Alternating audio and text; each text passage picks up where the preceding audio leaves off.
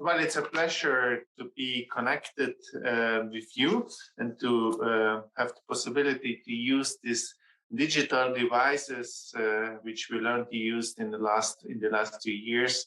I think this is a positive result of one of the few positive results of this terrible pandemic situation we have. Yeah, just some remarks from my side. I'm an Italian MEP, member of the European Parliament, coming from the northwest part of Italy, here in the European Parliament, member of the EPP group, so the European People's Party, and coordinator, so responsible for agriculture inside my political group, which is the biggest group in the European Parliament.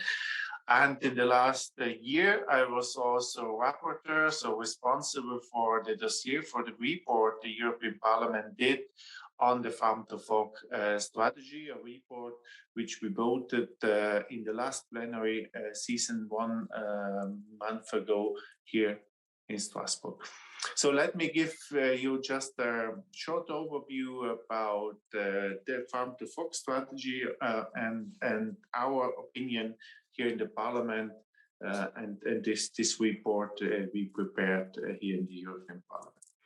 I overall think that the approach of the European Commission to have a strategy which starts from the farm and goes to the consumer through the elaboration, so the industry and the distribution of food is a right approach. I think it is a right approach, a good approach to go beyond the pure agriculture policy, farming policy, and see the whole chain if it comes to a green food system, a greener, a more sustainable food system in Europe, if it comes to a better food system, also a more balanced food system in Europe.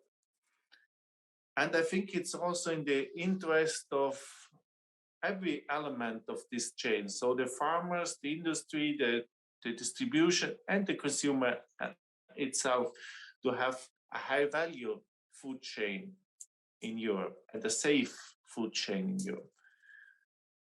But beyond this principle, I think the strategy as it was presented more than 1 year ago, 1.5 years ago, in May of last year by the European Commission, is very weak in considering the whole chain. Because if I look from the farm to the fork, it again remains very much on the farm side. And this underlines the fact that all the numerical real objectives, reduction objectives in the farm to fork strategy are on the farm side. And these are the objectives debated in public. So there is in the farm to fork strategy the idea to reduce the use of pesticides by 50%, to reduce the use of antibiotics by 50%, to reduce the fertilizers by 20%, to come to 25% share of organic farming, and this is all figures, numbers on the farm side. The only figure, the only number which is not on objective, it's not on the farm side, is the food waste objective. So the idea to reduce food waste by 50% till the end of this decade. This is food waste is a problem which we have through the whole chain. So starts in the farm and ends in the fridge or on the plate, on the fork of the consumer. And I think if we want to achieve, and I say this clearly in my report I drafted here in the European Parliament, if we want to achieve these objectives, which fundamentally I welcome, I think it's a good approach to try to reduce the input of pesticides, of fertilizers, of antibiotics.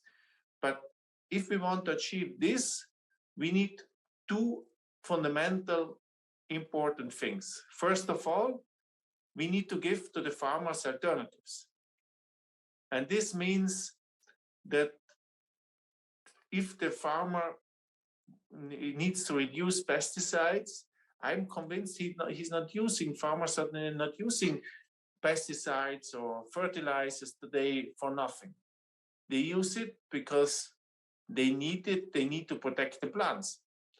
If we find other possibilities to achieve the same goal, so maybe, for example, new more resistant plants, and we will have, for example, on Monday, a very important conference in the European Commission about new breeding techniques in agriculture.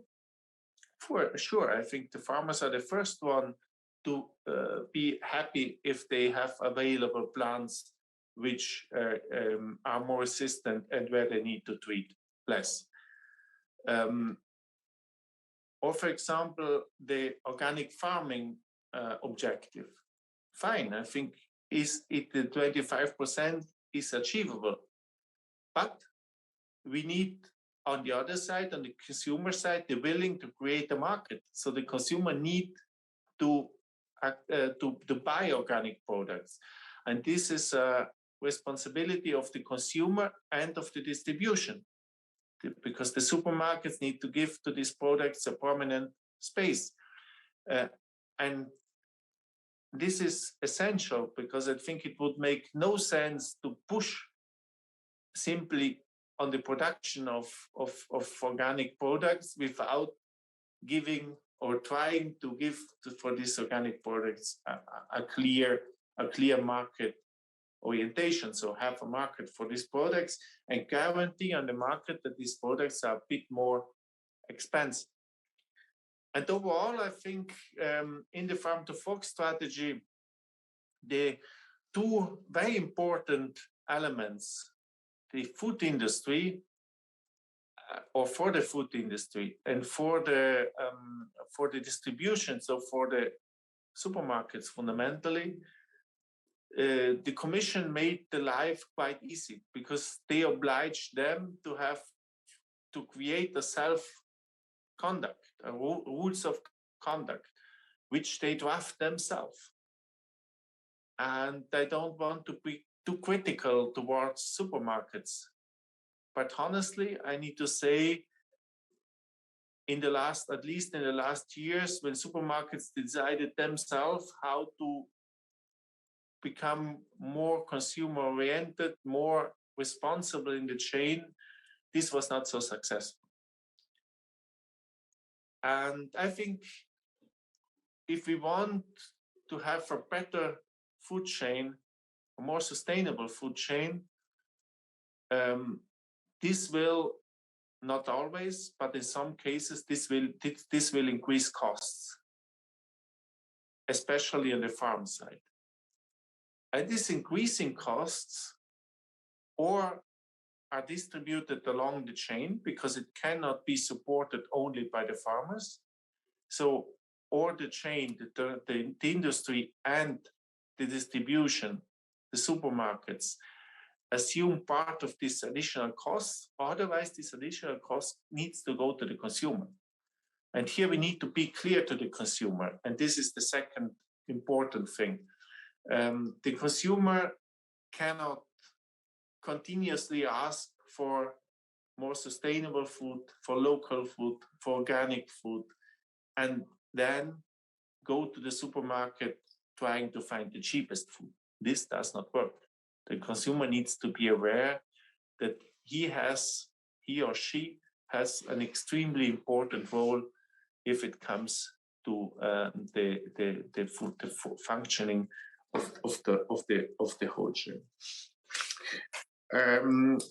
We had a debate on the front of pack labeling. As you know, there is in some parts of Europe, some member states are insisting on new front of pack labeling systems, which are more or less traffic light systems like the Nutri-Score. I'm very skeptical about this. I think first of all, we have to educate consumers to a more responsible nutrition. For sure, labeling needs to inform, but I have the impression that a system like the Nutri-Score is not only easy understandable, it is also simplistic. And sometimes it does not inform, but it is simply an instrument for the industry or for the distribution, so for the supermarkets to impose some products to the consumers. And for sure, another important thing is animal welfare. Here we had a very important debate on how to go on animal welfare. There is for sure also here in the parliament very strong voice who thinks that we should all become vegan or vegetarians. This I don't think, but we have to admit, and this we do in this report, to say that we have consumers in Europe who consume too much meat. So we have to address overconsumption of meat. We do not have to address consumption. We need to address overconsumption of meat if we want to come to a more balanced diet. So just two words on the future steps. We voted this report more or less 1 month ago here in the European Parliament with a large majority, more than 450 votes in favor, 170 votes against. Now the Commission needs to start to implement this strategy, because this strategy for now is a strategy. It is not a law. And in the next years, we expect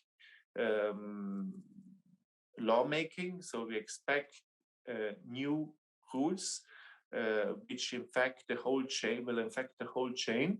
And on this we should start now. The first important step are for sure the strategic plans which the member states are preparing now in the context of the reform of the Common Agricultural Policy. But after this, we will have different initiatives for new directives and new regulations, which we will observe and will speak about here in the European Parliament, and where this, with this I close, where and this was also a content of an amendment which I tabled. We are expecting from the European Commission a proper impact assessment. So each lawmaking step we are making here in the European Parliament, we need to know what are the effects on food safety and also on food security, because it is clear that we should do everything to have a sustainable agriculture, a balanced diet, but it's also sure that we need to do everything to give enough food for our consumers, for our 450 million people in Europe every day. I think this we should never forget. Thank you very much.